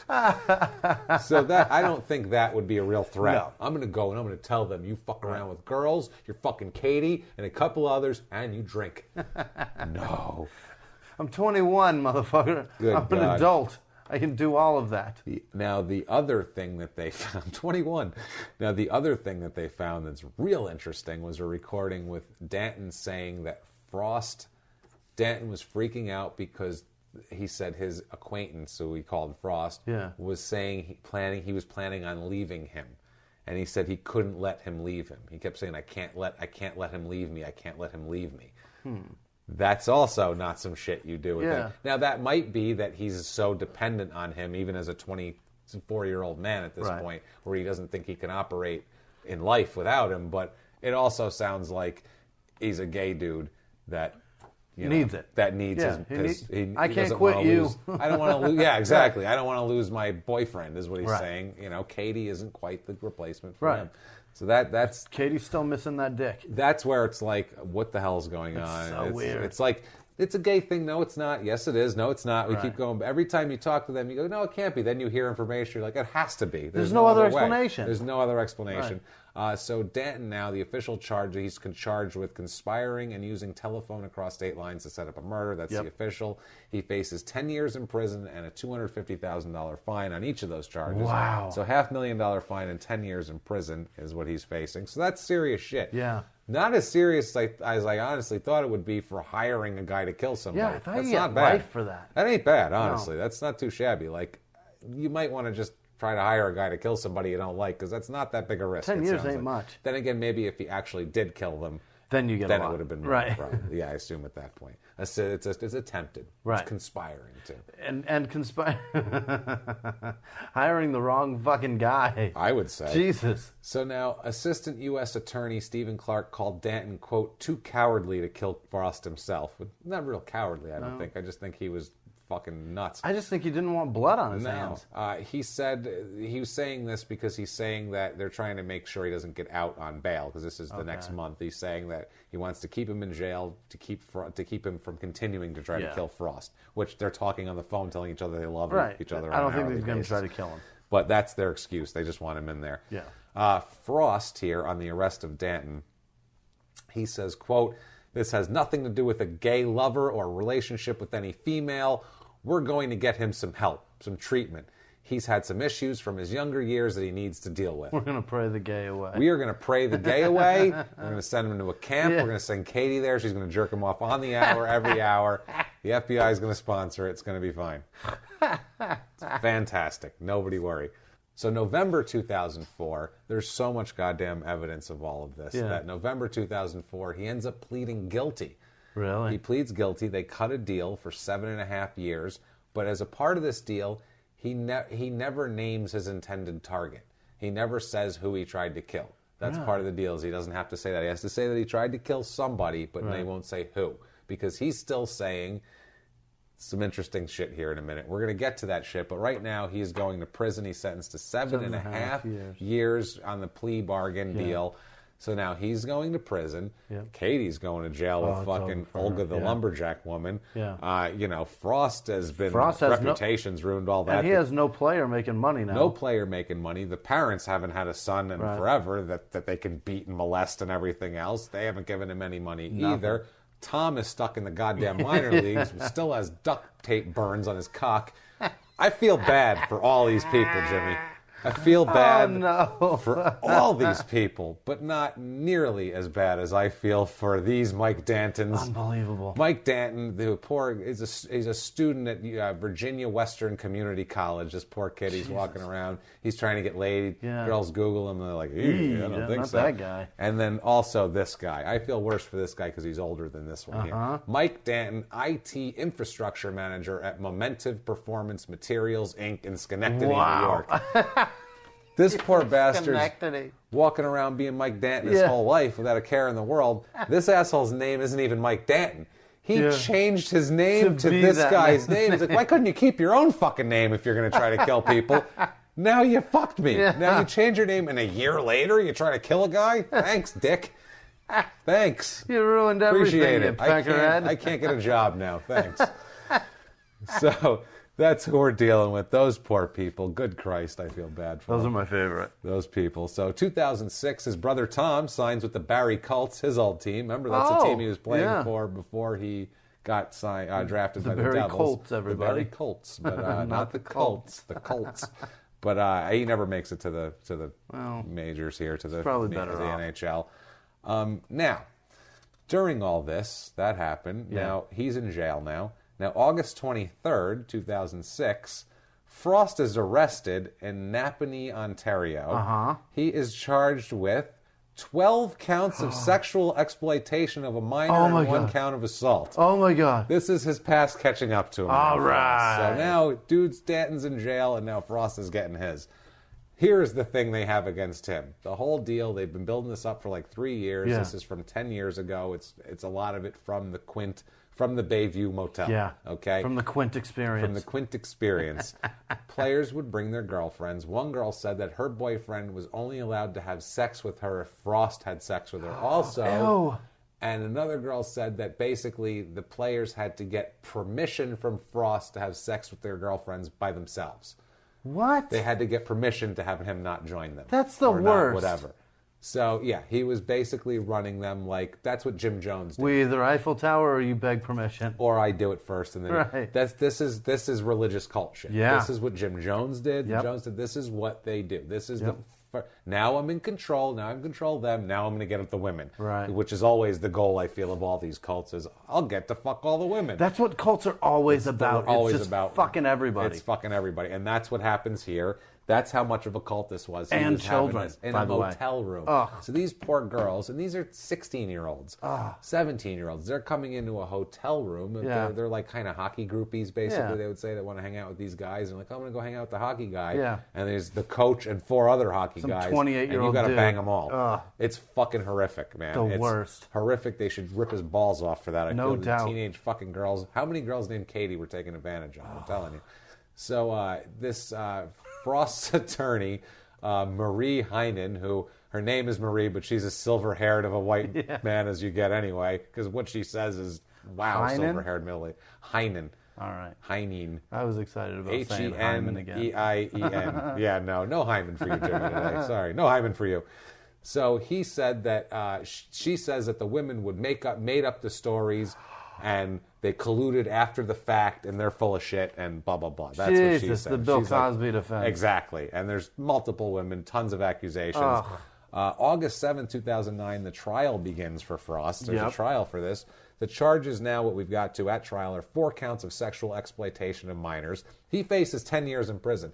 So if he gets convicted, he's going to get more time than Mike Danton got for trying to kill him, which is a fucking awesome. Yeah, which is awesome. I think it's great. Fuck this guy. You know what? We have it's Mike Danton episode, but Crime in Sports is judging. Fuck this guy. Yeah, Fuck Frost. No doubt. He's the real criminal here. I'm sorry. And you know what? Danton's crime is a victimless crime at this point. Yeah, nobody got hurt. Right. He's just a crazy person. Somebody should have gotten hurt. Maybe, if and it at this happened. point, I wish it would have happened. No shit. What a piece of shit. November 28th, 2008, Frost is found not guilty somehow because of all the time that went by of not guilty of the sexual exploitation. Basically, from a legal standpoint, it was a bad case. They all said, all the lawyers were like, it's a tough case legally, blah, blah, blah. But there were a lot of accusers and a lot of shit. It's one of those where there's a ton of smoke. There's probably some sort of flame. There's a blazing flame. Justice Jeff Griffin said, quote, "The case exposed a dark and very unhealthy side of hockey that is extremely offensive and must be denounced." Yeah. So they heard a lot of seedy, creepy shit from the Bayview Motel goings on. So December 2008, this complete asshole now, this is, a month, not even after he's acquitted, he starts HockeyGodOnline.com. Oh, what a disgusting monster. Yeah, he's a hockey commentary site, which doesn't last long because they know he's involved with it. And they're like, isn't that guy who's like a pedophile and fucks his players and girls? Didn't that guy get accused of fucking being gross as shit? Yeah. So March 19th, 2009, after much petitioning, Mike is given over to the Canadian authorities to finish out his sentence. 'Cause he's Canadian, so they're like, fine, you fucking take him. Yeah. So correctional facility spokesman Holly Knowles said, quote, "Essentially, he's subject to Canadian laws now, which means there can be changes in terms of sentencing length. According to our sentences, he has reached his parole eligibility date." Oh. So they do that. So in September of 2009, he is paroled. Good for him. He's paroled. He's out. His father's fucking pissed. His father's like, why are they letting it out? Red. He's crazy because you know why he's mad? Why? Because to get paroled, part of that was that he had to say who he wanted to kill finally. You know who he said he wanted to kill? Said he wanted to kill his dad? He said he wanted to kill his dad. Unbelievable. He said, I hired the guy to kill my dad, even though his dad hadn't talked to him in 6 years, 5 years. He had never, a couple of years. His dad hadn't talked to him. He's never even been to St. Louis. Never been to Missouri, never mind St. Louis. Has no idea where he lives. Has no idea where his apartment is or how to get into it. Denounced him, changed his name. So they changed his name, ran away. So there was no fucking way that he was trying to kill his father because his father's in Canada. Unless he was sending the guy to Canada and to pull him off a bar stool or peel him off his mom as he beat the shit out of him. Out of her, that they weren't going to kill his father. Peel him out of some shit liquor store, getting bottom shelf gin. Yeah, so the father's like, "What the fuck here?" They're letting him out. He's not allowed to have contact with the father, which he's like, "Good, I don't want him near me because he's going to fucking try to kill me. He's a crazy person. He needs help." And number two, why is he allowed to talk to Frost? Because they're allowed to have contact. He's the guy who tried to kill him. They're allowed to have contact, which is why he said that, so he could still talk to Frost, and he didn't want to talk to his dad so anyway. he could get that makeup sex. So 2009, yeah, exactly. So you go, that's sweet, room 22, here we come. So 2009, he goes and enrolls in St. Mary's University in Halifax, Nova Scotia. He's going back to school, earn a degree in psychology, plays hockey for the college, goes back and plays college hockey after he's been in the NHL. Shit. As a 29-year-old freshman, his team won the Canadian Collegiate title. He's named, I would hope so. He's named to the all-academic team. Wow. He has a 3.9 GPA through college. A felon. And he's a hardcore felon. Fucking conspiracy to commit murder. So September 28, 2010, there's a big report that David Frost resurfaces around kids in hockey. What the fuck? What the fuck? He was working as an advisor at the Laguna Hockey Academy in California under a fucking false name. That's fucking identity theft. Lock that son of a bitch up. Jim McCauley. Anyone who needs to use a fake name to be able to work with kids shouldn't fucking be around kids at all. If you need a fake name, you should be able to say your name and that's it. That's a big red flag. Your name should ring out. Yeah. Unreal. How about do a fucking background check for letting somebody around kids? Yeah, you want to do that? Jesus. Jim McCauley's apparently clean. So you think this is all weird enough? You think enough people have fucked over Danton? His father fucked him, his agent, Katie turned him, everyone flipped up. No one has had this guy's back except his lawyer, right? You figure his lawyer had his back. Guess fucking what? His lawyer in the murder trial, he didn't actually have, but that talked him into a plea, Howard Kiefer, is eventually sentenced to 9 years in prison because he's not a fucking lawyer. What? He's a fraud. This guy never graduated from law school and never passed the bar. What and the was passing fuck? himself off as a fucking lawyer, talking people into pleading on murder conspiracy charges. Wow. Holy shit. Does that wash his conviction? He was already out of prison when it happened. They didn't find out till he was already out. Does that expunge his record? Fuck, I don't know if it expunges his record. Doesn't matter. He still did fucking 7.5 years. You gotta go, can anybody not fuck me over? Unbelievable. He's got the worst silver-haired middle-aged white men in the world. I swear to God. Didn't even have a license. Didn't even graduate law school. Didn't even Not a lawyer. Not a lawyer. Unreal, man. Wow. So 2011. Is it that easy? Apparently, this guy was like Catch Me If You Can in con St. artist. Louis. Yeah, unreal. Is I guess it they didn't that ask. fucking easy? They're like, he's got a suit on. Yeah. I don't know. That's good enough for me. Him. He doesn't have barbecue sauce from ribs on his hands. This is my cousin Vinny? God damn it. At least he was a real lawyer. Was he? So cousin Vinny actually was a lawyer. Yeah. He went to night school. He did the whole thing. Was he though? Really? Because they were like, you gotta fax me your bar.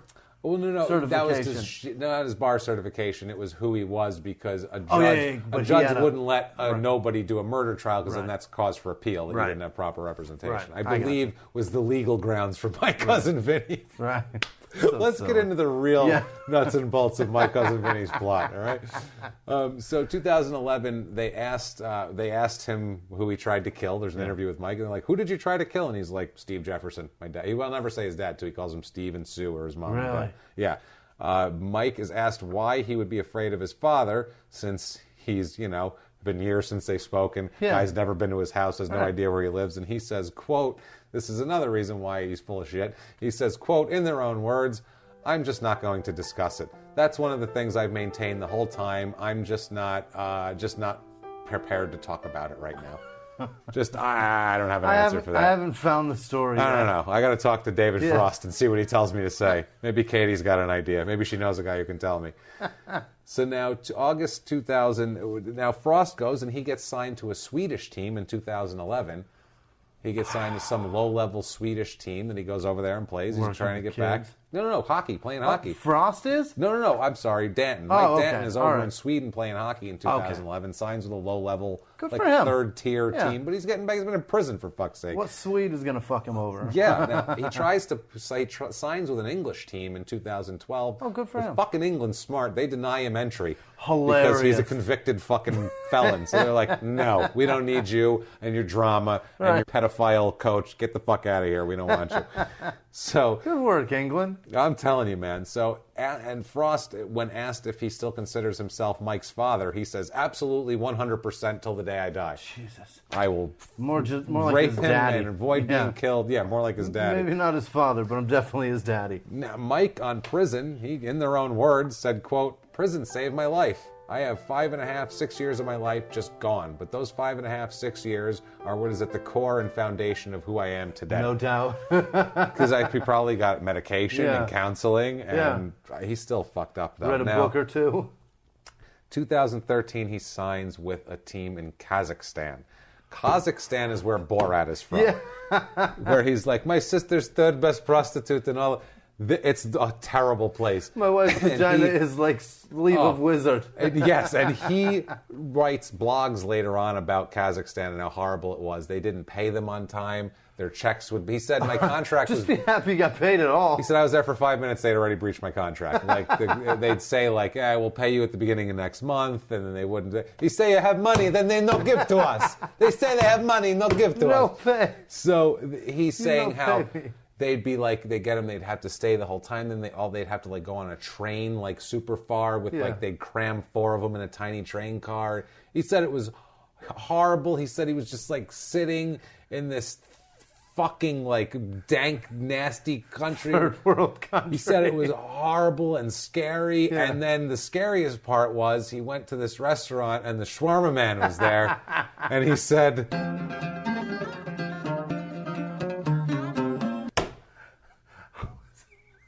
How is it you've come to arrive here, huh?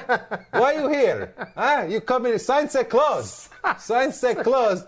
You come in anyway. You want shawarma? Huh? I make for you. I make the shawarma, but yeah, you pay me because last guy came in with hockey stick. He say he have money, then no give to us. He say he have money.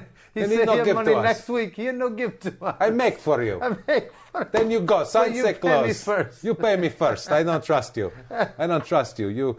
Yeah, I trust Katie. You bring Katie back with you. Maybe we talk. So he gets out of Kazakhstan in a couple months. Yeah. Thank fuck. Yeah. Signs with KH Sanok of Poland, some Polish team. He's there for a while. They win a league title while he's there. Also saves a guy's life. Guy hits his head on the ice, starts having seizures. What? This happened, I suppose, in prison to Danton. He said, no, seriously, he said this happened in prison. There's an article, all fluff pieces, prison skills save teammate's life. Hilarious. Literally, where he knew to get the guy's tongue and make sure he didn't swallow it and hold it down, and the guy lived and was fine. Somebody got stabbed with a file in the head. Fucking real. And he's like, I got this. I'll save him, don't worry. I know how to get blood pulled up off the ice. So September 7th, 2014, this was a good one. You can find this video online, by the way. Danton's involved in a giant Polish bench clearing brawl. It is awesome. It's just 20 hockey players beating the shit out of each other in grand fashion. It's like the scene in Blazing Saddles where they bust through and they fight the musical people and they're like going through the cafeteria. Yeah. That's what it's like. It's awesome. You can find the video. Danton's right fucking in the middle of it. Like, let's get it on, bitches. Then he signs finally. He kicks around a little bit. And he recently, the Polish team didn't have the money to put up a team this year. They folded. So he came back over to North America. I think he's in Canada playing for Rivière du Loup, cool. 31 of the NLAH.